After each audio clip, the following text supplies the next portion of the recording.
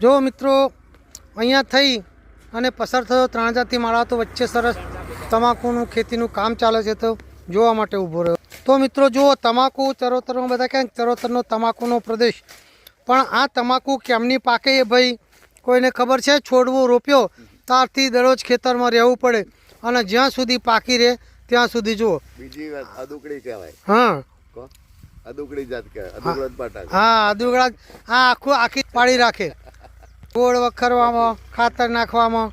અને આ જો તમાકુ આવી રીતે ખેતરમાંથી લાવી ડાળિયા દ્વારા લાવે છે, કાપીને મૂકી રાખે છે અને પછી આવી રીતે લાવી એના પાન ખંચેરવામાં આવે અને પાન પછી આવી ગોસડીઓ બનાવવામાં છે અને પછી રાખી મૂકવામાં આવે છે. હજુ પાન આના જેમ સુકાય એમ પાન નીકળે.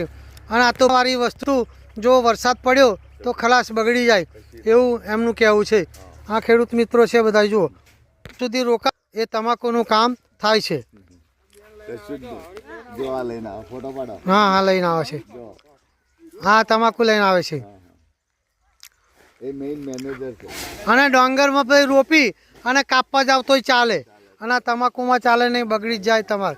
સારું છે કે હમણાં વરસાદ આવતો આવતો રહી ગયો એટલે ખેડૂત મિત્રોને શાંતિ છે, પણ જો આવે તો મુશ્કેલી. 7-8 લાખ રૂપિયા નુકસાન થતા તો બધું 10 વીઘા કાપેલી પડેલી.